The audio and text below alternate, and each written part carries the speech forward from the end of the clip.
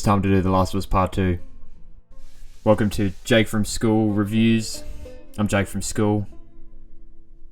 We're doing The Last of Us Part 2 because everyone is talking about this game right now. And I just finished my second playthrough. And I thought, you know what? I haven't done any YouTube videos before. How hard could it be? What should I do my first YouTube video on? What should I review for the first installment of Jake from School Reviews? I could do something easy. I could have done a movie that was really shit, just to have a good time. I could have done a movie that was really interesting and that engaged my story-focused, writing-focused brain. So I thought, you know what, I'll do The Last of Us Part 2. The Last of Us Part 2 is not as bad as everyone is saying.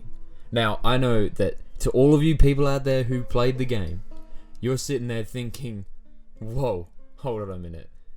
The Last of Us Part 2 is shit. And I'm here to say, I disagree. There are lots of things in this game that are bad. I will give you this.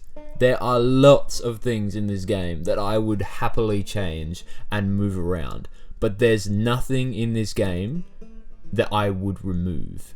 From a story perspective only. Before I get into the story, and before everyone goes rampant in the comments saying that my story ideas are terrible, and that my review is not worth it, and that I'm wrong, and that you think differently, well, guess what? This is YouTube. This is my opinion, and I get to say what goes on my channel.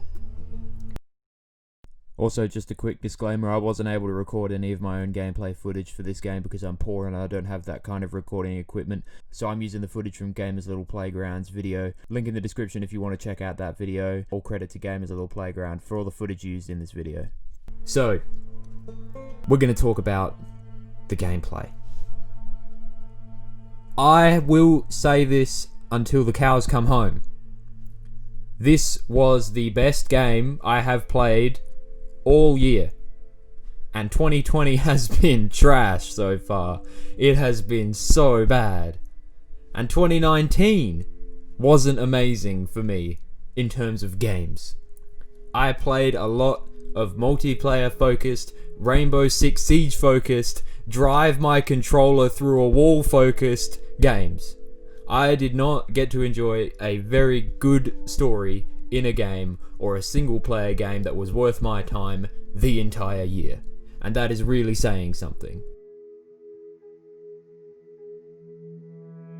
And that's mainly because I was on Xbox and Xbox is trash because it doesn't have good exclusives. Microsoft, please do something. Alright.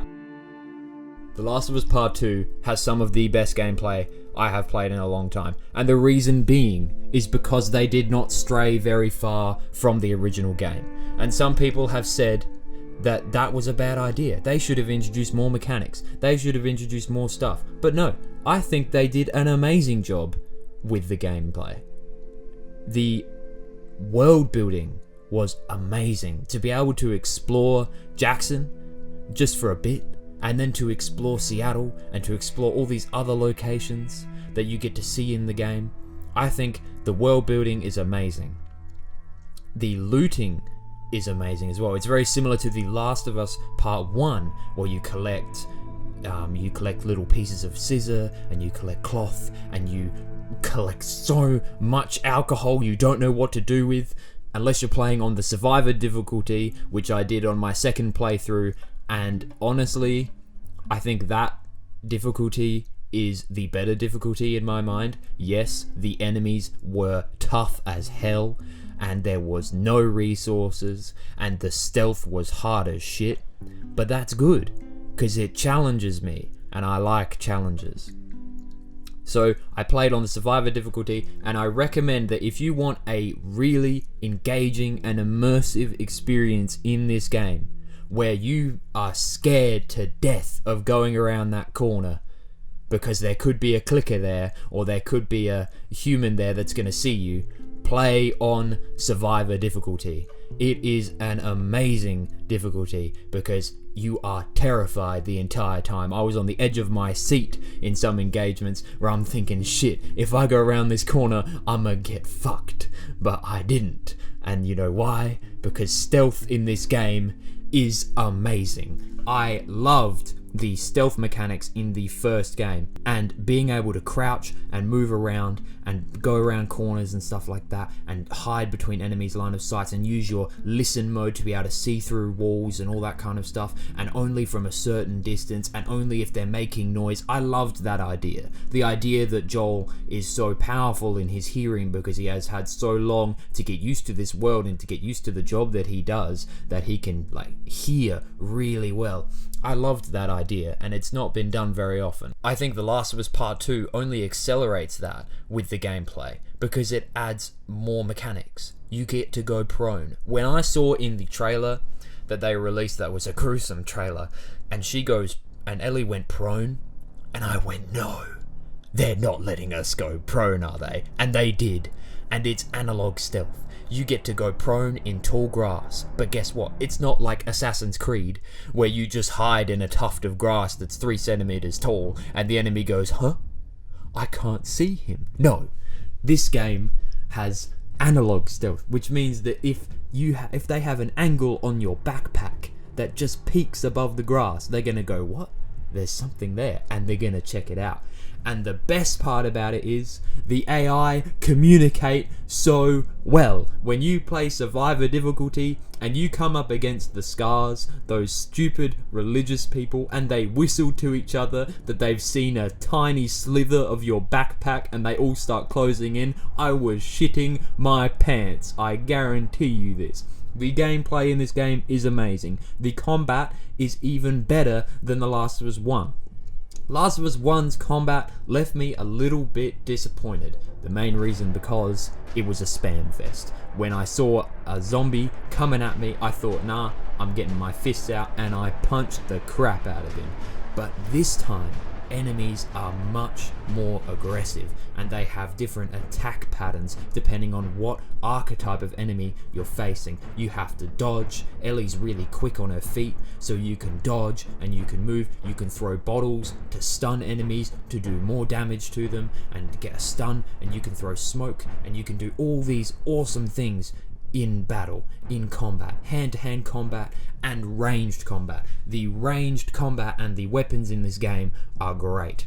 I loved the difference between shooting a pistol and shooting a suppressed pistol, and that suppressed pistol sound, it sounded amazing. The rifle, when you fire that rifle or that shotgun, I felt it in my bones. The sound, the kickback, the recoil, the vibration in my controller, I loved how different it felt from shooting a pistol to shooting a rifle. It felt weighted, it felt heavy, and knowing that I didn't have many bullets to find, because in Survivor difficulty you find maybe 1 round every area or less. You barely find any ammo.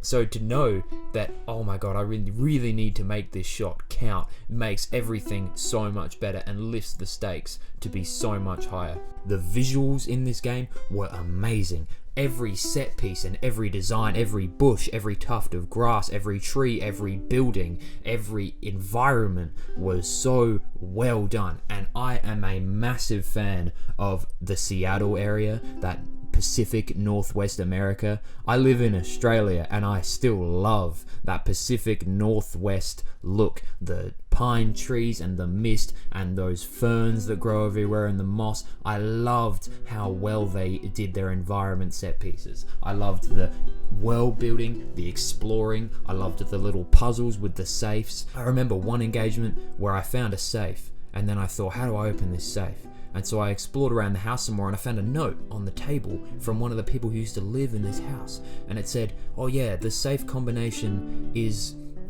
from our wedding date. And I went, alright, what's their wedding date? So then I go look around the house. Then I look at their calendar and I go, hold on a second. The calendar says that their 30th wedding anniversary is this date. So then to open the safe, you just take the amount of years they've been married and subtract it from the anniversary date, and then you've got the numbers that you need to open the safe. I love that shit. I love how interesting they've made all those little puzzles and how much attention to detail they put into the little worlds and little areas to make it a little bit more interesting than just finding a note that says here are the numbers for the safe. Sometimes you have to actually go and look around the world to find what you need to open this safe. I love that. All in all, the gameplay was great. I'm not faulting the gameplay in any sense. I do have some issues, though, with the story. Before we talk about the one thing that everyone is talking about, I want to make things very clear. I am more interested in stories than I am in games. I am more interested in the story of a movie than the set pieces and the CGI. I don't care if you've got a $3 million budget or $3 billion budget, I don't care, on CGI and you make a full CGI movie. If the story is shit, then the movie is shit in my mind. If the story is bad, then the game is bad in my mind. This story is not as bad as everyone is saying it is. The Last of Us Part 2 has a lot of things in it that I want to get rid of. I don't care at all about some of the characters. But what I do care about is story. Just letting you guys know that there's going to be spoilers from here on out, so if you haven't played the game or you want to play the game again and you don't want me to ruin your second playthrough, then turn off this video. Alright, let's go. Let's start with the characters. Now, I really love some of the characters in this game. I love Ellie. Of course I do. I love Joel. I love Tommy. I really, really liked Dina, and I was very surprised by that, because when I saw her in the trailers, and I saw her in some of the released gameplay, I thought, I don't know if I'm sold on this Dina person. I think I need to get to know her better in the game. And I did. And she's actually not as bad as I thought she was going to be. She's probably one of the more likable characters in the entire game. She was a great surprise, and a great addition to the story, and a great way to keep that dynamic from the first game of the two characters venturing through an area, because that is a great dynamic to have. It's very God of War, it's very Last of Us Part 1, it's very some of the Uncharted series. I love that dynamic that you get with an NPC character that follows you along on your journey and they help you out in certain areas. I love that. And Naughty Dog do it really well. I am not discrediting anything about Naughty Dog in this review. Naughty Dog is a solid game design company. I think Naughty Dog have made some excellent games. I never played Jak and Daxter, I played Ratchet and Clank. But I played all the Uncharted games, and I played The Last of Us 1, and I've played this game. And from all of those games, I think Naughty Dog do an excellent job. But there were some characters in this game that I thought was the dumbest shit I've ever seen in my life. Before we talk about Joel, before we talk about Tommy, we need to talk about Abby. In another world, in another time, in another universe, Abby might have been a very interesting character that I was very invested in. Abby might have been the kind of character to form a game around. But this isn't about Abby. This game is not a precursor to the Abby trilogy. It is not a sequel to an Abby game. It is a sequel to the Joel and Ellie game of The Last of Us Part 1.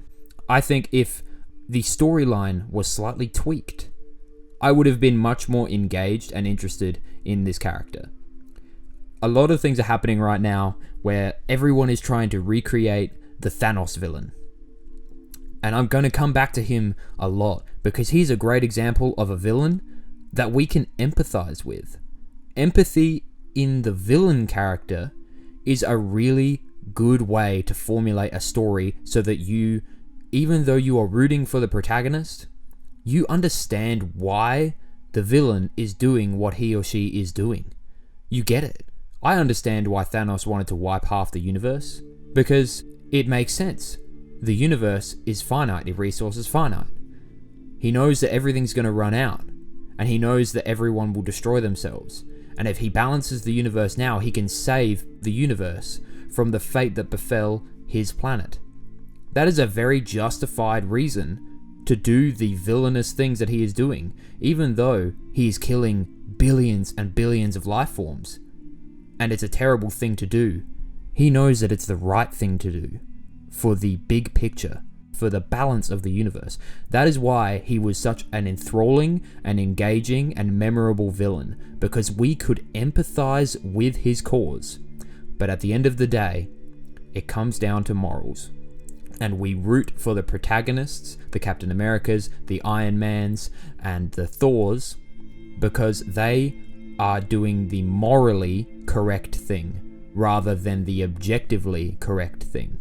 This is why Abby fails as a character that we can empathize with, like we did with Thanos. We don't care about her history. Yes, when you see that her father was killed by Joel and she finds that out and then hunts him down, that's fair enough. I would do that too. But we don't need to center 10 hours of story around her just because she killed Joel. I don't want to play as the person who killed my favorite character from the last game. That is my problem with Abby. She is in this game far too much. If she was in this game just a little bit less, I might have really invested myself in her character. I might have actually empathized with what she was doing. I might have gone, yeah, I get why you killed Joel, but I'm still going to come and get you. I'm still going to kill you. Because I empathize with Joel first. You are irredeemable because you killed Joel. That is where the problem lies in this game. The 10-hour-long Abby experience, which was very painful for the first few hours. Eventually, when I discovered that this wasn't going away, I thought to myself, alright, I may as well at least try and get to know this character and try to engage in her story. It was hard, guys. I really hated playing as Abby. When you're playing as Ellie and then Abby strolls into her story and goes, oi, and then you switch to playing as Abby and you see that flashback with Abby and her dad, I was just like, are you kidding me? No! Piss off. I didn't want to do this. I don't go back to Ellie. The story was just getting good. There was a conflict. Help. And that doesn't go away for 10 hours. I hated it. That is the biggest problem with this game. The Abby experience. Yes, I get it. I should be understanding Abby's side of the story as well as Ellie's side of the story. But you don't have to make me play 10 hours with her for me to get it. I got it from the first flashback. We don't need 10 hours of gameplay to be able to empathize with Abby. I don't think we're that thick. So yes, we played as Abby. That's why I hate Abby. Moving on to her friends. I don't care about Abby's friends. Abby's friends, I have just killed. I just spent 10 hours killing them all. Now I have to go back and try and empathize with them and go, oh, I kind of like you. No, I'm not going to. You know why? Because I know they're dead. I know that in a few short hours, Ellie's gonna come along and shoot them in the face. And that's just how the game goes. If you want me to empathize with these characters and really care when I see their dead bodies, I need to know this information beforehand. I need to get to know them before they die. Before I know that they die. Because when I know a character is dead, why should I put any time in caring for them? Why should I invest in their story? They're just gonna die. What's the point in me caring? What's the point in showing me these characters? Yeah, okay, it stirs Abby up and goes, oh, you killed all my friends. I'm not gonna forgive you. That's all it does to service this story. You could have shown us that Abby was ticked off, that you killed all her friends, by just saying it. You killed all my friends. I found them. I don't have to see Abby finding them. I don't have to see her reaction. All I need to know is that she's miffed. She's not happy. That's all you need to give me in this story. I think this story could have been done so much better if the Abby 10-hour gameplay was replaced with another story thread that was more interesting. I'm going to move on because Abby is... If I say Abby one more time, I'm going to shoot myself in the head. Jesse. I really liked his character. He was a great supporting character. I really loved the pregnancy thread with Dina and the dynamic that played when Jesse found out about that. I loved the relationships between these characters. The relationships between Ellie and Dina and Jesse and Tommy and all those other supporting characters. I thought it was a great way to give us that emotional investment in this gory horror action game. Joel's death. I don't care what any of you say. Joel's death was necessary in this game. I think that killing Joel is the best way to move this story. I think killing Joel is the best plot device to use to get this story going. A lot of people are saying that the theme of this game is revenge. The theme of this game is not revenge for me. It is not simply revenge. I think this game centers and focuses more on the cost of revenge. The emotional, physical, mental cost, and all the things you lose when you are focused purely on vengeance. The cost of revenge is really important and is highlighted so well in this game. That is the theme of this game. Ellie loses everything, and I love that. Even though, yes, it sucks. She doesn't get her revenge because she takes the better path. She takes the righteous path, but it still costs her everything because of her focus on vengeance throughout this entire game. It costs her her relationship with Dina. It almost costs her her life in the game. I think it's an excellent way to highlight what's so wrong with vengeance in games and what's so wrong with a storyline where the character who is vengeful always wins. Having a character motivated by vengeance that loses everything is so much more powerful. This game has an excellent story, but there are some things that need to be tweaked. Abby, I don't care about you. Lev, I don't care about you either. Yara, the most interesting thing that happened to you was your arm got broken. All the other Abby characters I couldn't give a shit about. Joel died instantly, so what's the point? The infamous cutscene attack kills Joel. Every single time in The Last of Us 1, Joel is invincible until he gets into a cutscene, and this time the cutscene kills him. There are a lot of things in this game that I really love, but in terms of story, this game needed some changes. Everything that they needed to make the game of the year was there, and they put it in the wrong order. Killing Joel was not a bad thing. Killing Joel was an excellent idea to motivate this story so that the player behind the controller actually gives a shit about what he's doing. He actually cares. Killing Joel was not a bad thing. Playing as Abby was. I'm done with this review. The Last of Us 2 isn't as bad as everyone thinks. Feel free to like and subscribe because I'll be doing more videos like this on games and movies. Comment below if you want me to do a particular movie. Particularly if you want me to rip into a shit one, because I love doing that. But I'm done with this review. Last of Us Part 2 is actually not that bad. 6 out of 10.